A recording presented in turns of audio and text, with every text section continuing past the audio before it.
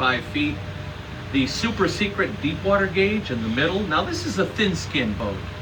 This was the last of the thin skin class of boats. Our pressure hull is about just slightly thicker than ½ an inch of mild steel. So our test depth, we're safe down to 300 feet. But if you look at the deep water gauge, it's calibrated down to 450 feet. So we can push it, you know. But, you know, when you're pushing deeper and deeper, you can hear the hull creaking and groaning. Yeah. Like, you shouldn't be down here. Well, listen, you know, King Neptune doesn't want you down there, period. So, yeah, you can drown in 2 feet of water.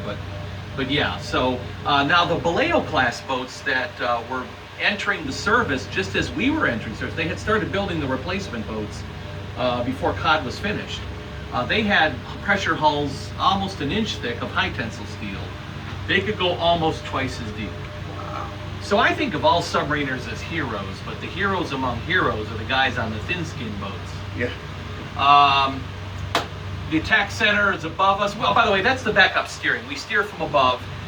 The reason why we have two steering is in case you have to shut down your power steering motor, which makes noise. If the enemy's listening for you, you're going to turn that off and you're going to use manual steering.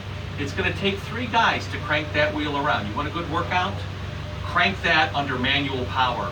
1 guy cranks about 10 or 12 cranks. That gives you 1 degree of rudder deflection. Now, if the captain says, give me 8 degrees port rudder, that's going to take about 80 cranks. Oh my God. After 10 or 12 cranks, you're pooped.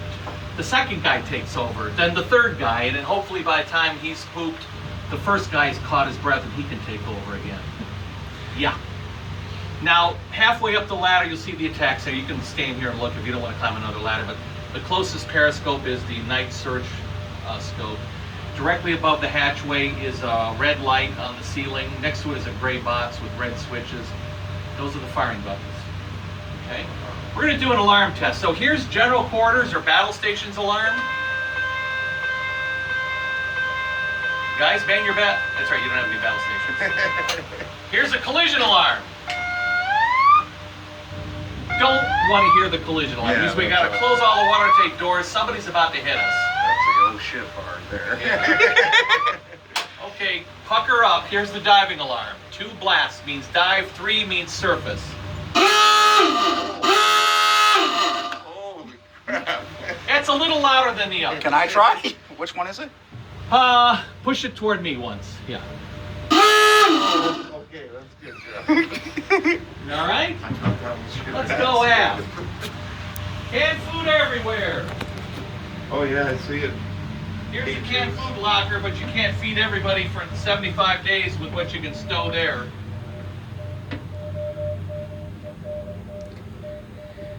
COD is calling her sister subs that will never return from patrol. This is the American code machine of World War II right there. The only place you'll see it outside of the Code Museum at Fort Meade. There's the American code machine. Much better than the German Enigma. 15 rotors. How much did the Enigma have? Enigma had 3 or 4 rotors, depending on the year it went into service. Good job. All right, now here's the place you and me probably would be spending most of our time. The galley. 24 men at a time would eat in here. The ongoing watch, the guys that are going to be on duty for the next 4 hours, they get to sit down and eat first.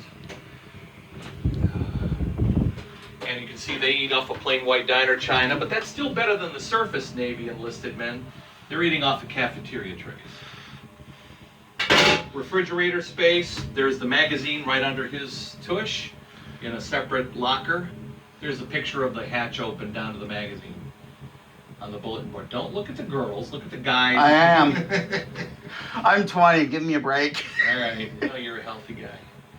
And then, of course, the big 75-pound shells for the big deck gun, they get passed through the ammo scuttle right above your head, right there. So how many of those 5-pound gun shells could this thing hold? 75-pound shells? About 200. Yep. And when you're not eating, you're Using this as a rec center, play cards, watch movies, listen to music, write letters home. Now there's 8 benches in here. They're generally used for storing extra plates because when depth charges are exploding, you're losing a lot of plates and things. But this bench is special. It has air holes in it. On the midnight to 4 a.m. watch, the cooks are baking bread for the next day, so that's the bread locker to cool down the bread. Because Grandma puts it on the windowsill, you know, to cool down, and Yogi Bear grabs it. But there's no windowsill on a submarine, is there? So you put it in there, and hopefully it cools down by the time you're ready to eat it the next day. Now over here is the ice cream maker. Yes, ice cream makers aboard U.S. submarine. Oh, you gotta have some perks if you're a...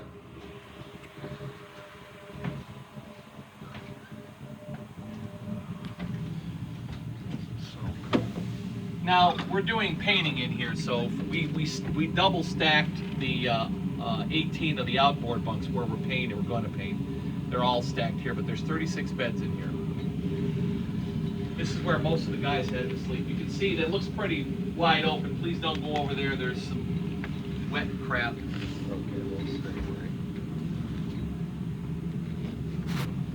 But 36, and you see the little lockers. Yeah. Back through this way, we've got 2 toilets for the enlisted men, 2-man shower, washing machine, 3 wash basins for shaving and that. The washing machine is here, the dryers are in the 2 engine rooms.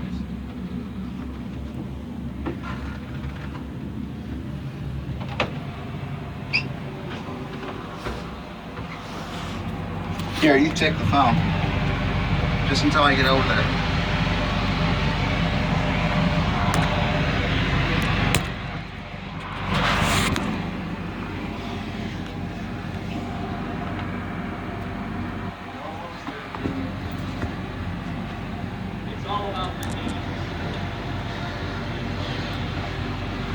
Yeah, I could not imagine doing this under Well, battle. you'd be in the Army, like you said, and you know what your nickname would be? Tiny. Tiny potatoes, yeah. My dad was in the Army, and he had a guy named Tiny, and this guy was 6'6", and very big. I said, you have to understand Army, humor. Just like the tall beanpole was called Shorty.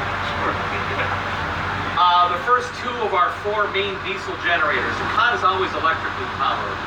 On the surface, the electricity is made by the diesel generators. Underwater, it comes from the batteries. The laundry gets hung forward of the air induction. There's the air intake above your head. Those big cylinders on the forward ends of the engines are the air intakes for the engines.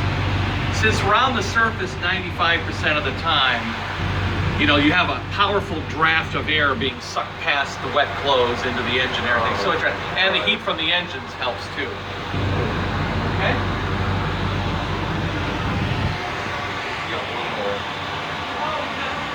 Three more. Okay. Dad, take the phone so I can focus on this. Okay, give me a second. Thank God it's elastic. Yeah. Imagine if you were a turtle. Not possible to get through. You're improving your flexibility. There you go. Next one, try head and foot first. Okay? On the next one. After engine room, 2 more V16 diesels. Under our feet is an 8-cylinder, the 5th engine, the auxiliary. See, watch out. Now this one, put your head and first foot through like this, okay? And then just pull the second one.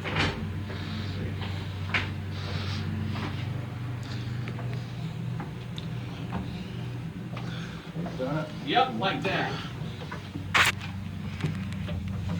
And just walk past this, that's the tightest part of the boat. There you go. Great job, Jonathan.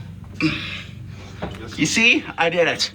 You'll need to go sideways here. It's kind of tight. We all go sideways. Jesus, I'm touching high voltage.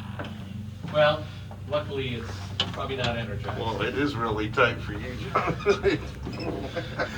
He barely gets through there. Yeah, but he got through. Good job. So it's good to be an electrician. They get a couch. Oh, nice. And these levers allow them to distribute the electricity being created by the generator sets. They can send the power to the batteries to recharge them, or to the motors below our feet that drive the propellers. So this is what turn it on? Well, this is how the captain tells us how fast he wants the two propeller shafts to go. Yeah. What does stand mean? Standard, all ahead standard. That's your normal speed. Yeah. I wouldn't turn that. You know why? Somebody broke the spring in there. We got to get around to fixing it. So the more you turn it, I think the more it'll get goofed up. But anyway, a bell will ring. We'll see the white arrow spin around and stop at whatever speed the captain wants the shaft to go at. Now, they might go at different speeds. You can get a real tight turn if one shaft goes full reverse and one goes full forward. So we'll match our white arrow with the red arrow, ring his box to say aye aye, we got the order, and then you use your levers to set your not coordinates, but you want to set this much, speed is dependent on how many generator sets are providing the electricity. Oh, okay. And there was the fourth toilet in that little locker back there. Oh.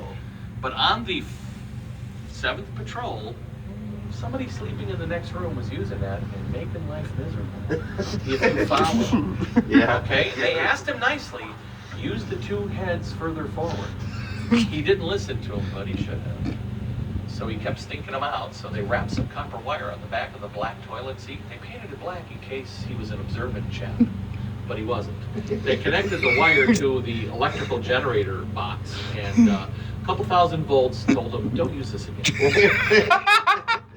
Now, when the boat is put back in commission in 51, a new group of electricians say, yeah, let's avoid any possibility of anybody stinking us out. So they got permission from the captain to remove the toilet. They said, we need more storage space. So Smart. we lose one of our 4 toilets.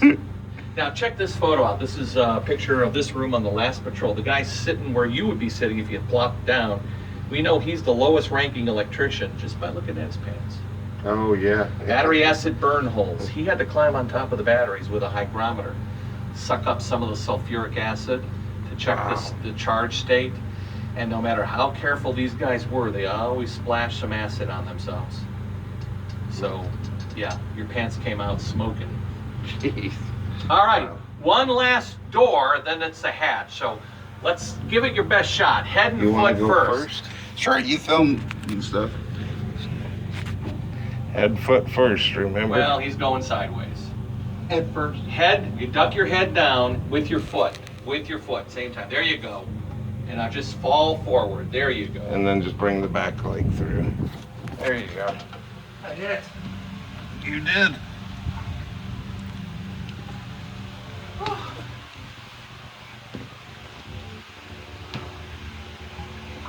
The after torpedo room, 4 tubes instead of 6, but another 15 beds. There you go.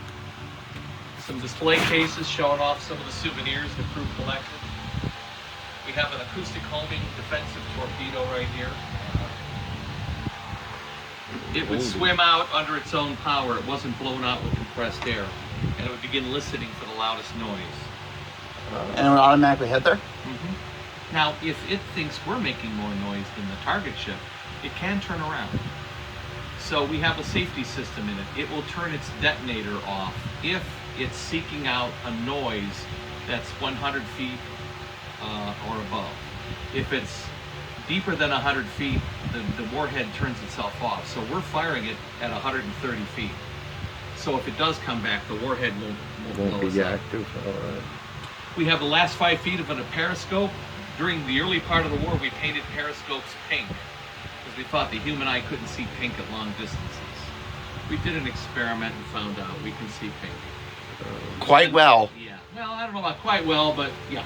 So then we switched to gray and black spots. And that became a pretty good camo pattern. We still use it today. So that's the, I'm trying to find the periscope. The periscope, as I said, was in that room with the red light. Oh, yeah. That was the one with the horn. Yeah, I said if you go up halfway up the ladder, you'll see the scope. Yeah. Yeah. Sorry. That's all right. That's why there's one on the beach for you to look through, because people can't look through the ones on our boat. But look at the one out on the beach. Yeah. Same difference. It works the same way. All right. One. Now, let me give you a little advice. If you can't make it out of this one, then we go back to the forward room and go out that way. Hey, Dad, can you hold this? If you can't get out from the forward room, then we cut you into pieces and hand you up and then glue you back together. Now, lean against the back of the trunk as you go up. It's actually made out of stainless steel so that you can slide against think it. you'll fit. Bring your knees up. That's the only challenge, is bringing your knees up. So go ahead and give that a shot. When you get up, there'll be a grab bar right by the hatch lip, and then there's another one further back. Looks like you got it. Keep going. Piece of cake. You made it. Well.